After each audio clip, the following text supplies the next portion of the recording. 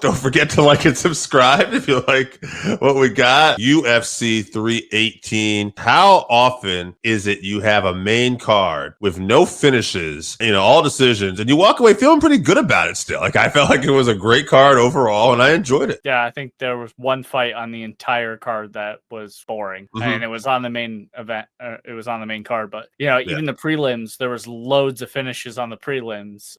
So it was a fantastic card overall. But yeah, all those decisions, but the fights were so exciting. Nobody, we watched the fight together with a couple people, and nobody was really tired or falling asleep. No, or anything, I think we'll talk about it, but I think Pitbull was the one fight that was a little more. And I think that guy was he was playing it safe, trying to get a win. Fights before the main card. And I know there's one in particular because I haven't seen it yet. It was fight of the night. But we got to talk about Brendan Allen and Marvin Vettori. That was fight of the night. Allen got a decision. Obviously, they had some beef before this with the scuffle, allegedly the scuffle that happened in the casino. They got to hash it out here. Allen, obviously known as a grappling guy, kept it on the feet. Both guys just kind of kept it on the feet and went to war for 3 straight rounds. They just kept throwing at each other. So I'm a fan of Allen.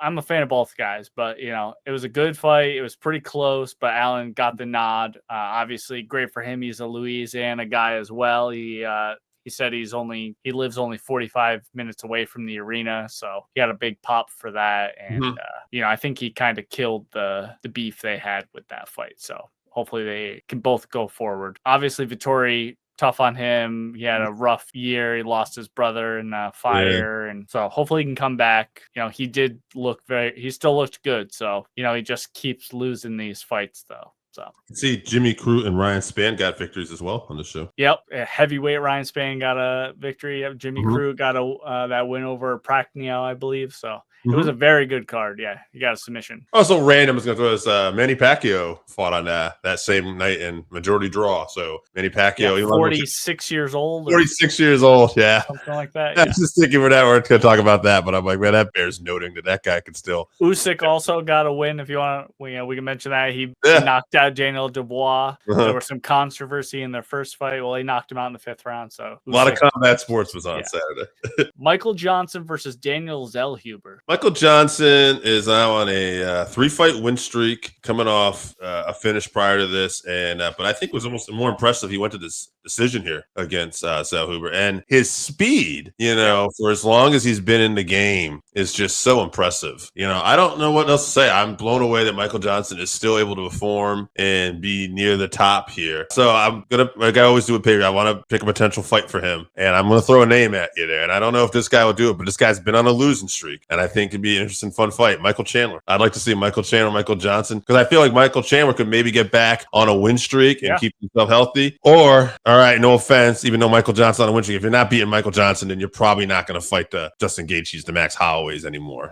Right? Yeah. Unfortunate. I feel bad for Chandler. He was going to get that big money fight with Conor, and it's all just kind of falling apart. That the big money fight would have made all these losses he's had in the UFC worth it, but obviously that's not what's going to happen. So yeah, I think that's a good fight. It'd be a fun fight. I'd say I don't even know if he's a favorite at this point. He's just kind of getting pieced up in the UFC. So yeah, sign it. Let's see it.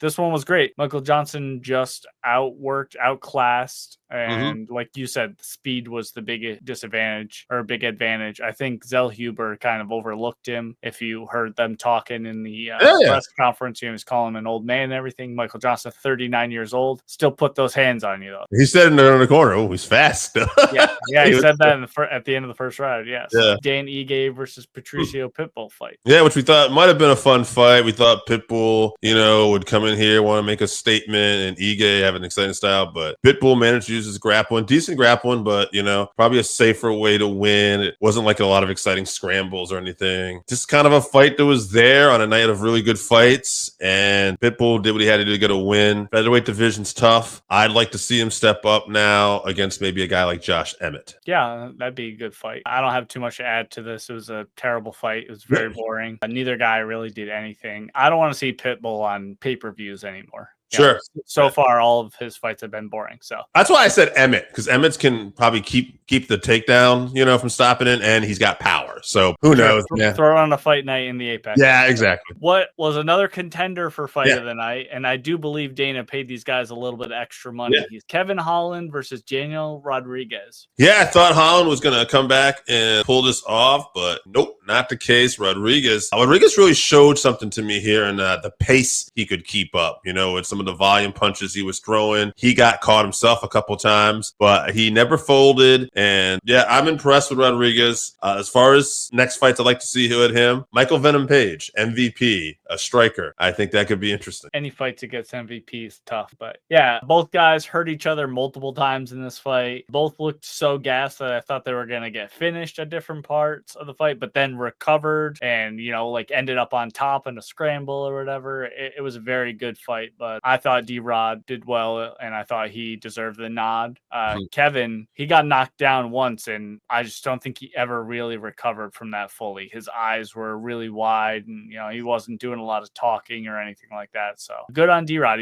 He's known, for having the crisp hands and everything, but not necessarily the power. But yeah, showcased it here. So it was a good fight. I'm glad they, allegedly got a little bit extra money from Dana. Well worth it. But let's move on to co-main event here. Yes. Surprising fight. Paulo Costa versus Roman Kopylov. Paulo Costa was Paulo Costa. That's what I was thinking when I get it. Like this guy, I will say this, for fighting as little as he does, as inactive as he is, and, he just looks the same whenever I see him. He's got that power. He's explosive, but, I don't feel like he's going to beat the best of the best, but I feel like he's dangerous for everybody, and he showed why here. Yeah, a fight. It was interesting to try to come up with a fight for Paulo because he's fought a lot of the best middleweights, and clearly he doesn't deserve a shot at the title or anything like that, even though I do think a fight with him and Chimaev would be interesting if Chimaev lost. But if not, assuming that for now, Jared Kinnear was somebody I thought might be an interesting fight for Paulo. Yeah, that'd be fun. I think he has something lined up, but that'd be fun. Yeah, I haven't seen him fight before, so I was like, come up with people. But yeah, I think this is the best I've seen Costa since he lost to Izzy. He was fast and aggressive. He mixed up his shots well. He was accurate. He used a lot of volume, which, if you remember last week, I was saying he needed to be the one putting the pressure on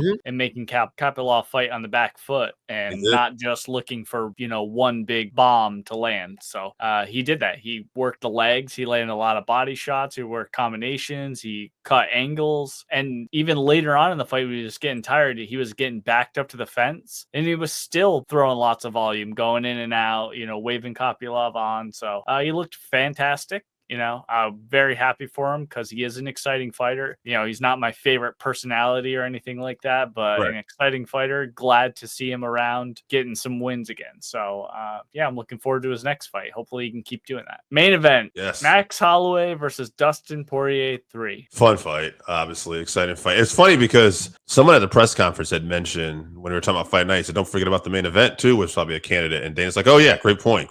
And I thought to myself, it's interesting because for me, but I didn't see the Vettori Allen fight, to be fair. But for me, this was my fight of the night because I was so heavily invested in both these guys as well. And I think that's something that is interesting. And I like to hear people's thoughts on that sometimes, because when you're invested in somebody, that fight's going to be a lot more exciting. And these are two fan favorites, Max Holloway, Dustin Poirier, legends. I think we talked about it, kind of sad, coming to this era of MMA fighters that are going to be getting out of here soon because we kind of watch some of these guys grow up for the most part. Fight itself, man, it was interesting because Holloway caught him early, and I didn't want it to end that early. And I almost wondered if, Holloway was, kind of, nervous, but he did swarm him.